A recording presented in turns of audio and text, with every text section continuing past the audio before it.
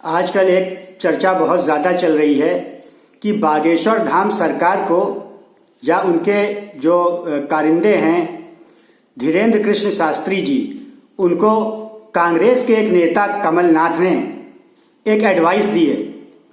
वो भी क्योंकि मध्य प्रदेश से हैं, बागेश्वर धाम के धीरेन्द्र शास्त्री जी भी मध्य प्रदेश से ही हैं, इसलिए मीडिया इस बात को और ज़्यादा उछाल रहा है।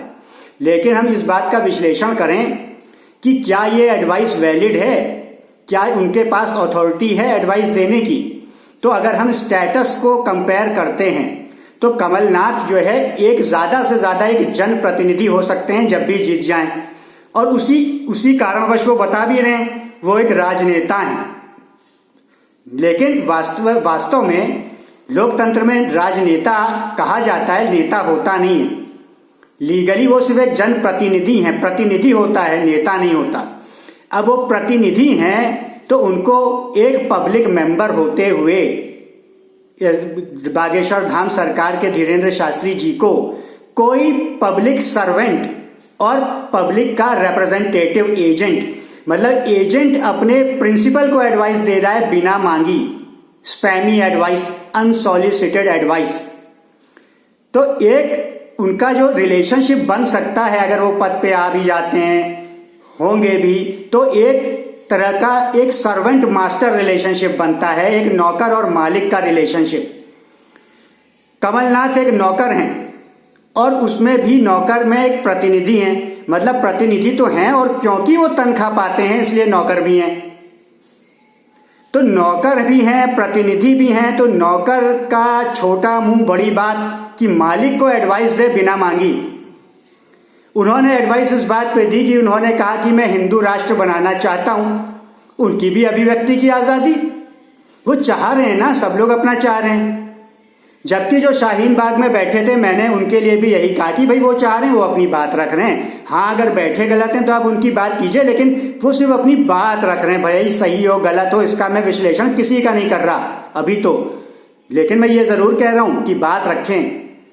किसी ने पाकिस्तान बनाना चाहा, सिर्फ बात नहीं रखी, बना भी लिया।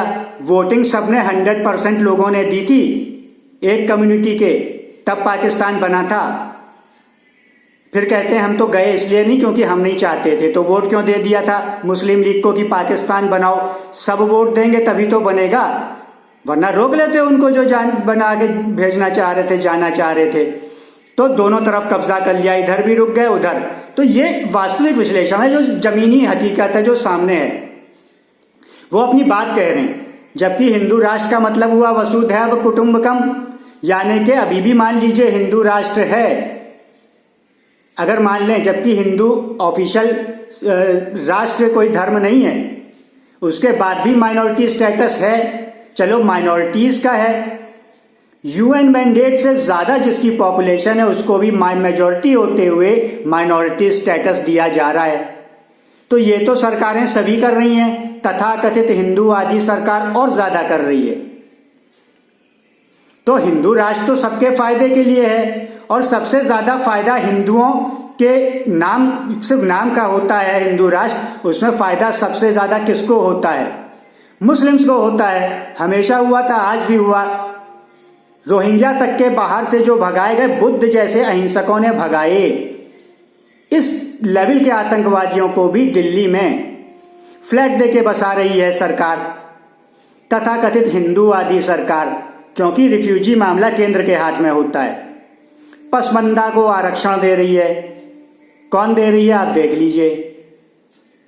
सुप्रीम कोर्ट से कहती है हिंदू दबंग है, मुस्लिम को जीने नहीं देगा, इसलिए माइनॉरिटी कमीशन चाहिए, इसको हटाओ नहीं, दबाए रहो हिंदुओं को। कौन कहता है? तथाकथित हिंदूवादी सरकार, तथाकथित।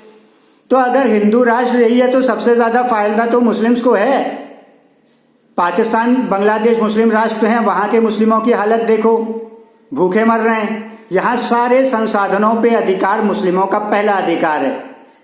कांग्रेसी प्रधानमंत्री ने कहा, यहां का प्रधान, अभी का तथाकथित हिंदूवादी सरकार का प्रधानमंत्री, उसने तो सिर्फ कहा यह चरितार्थ कर रहा है, तृप्तिकरण नीति।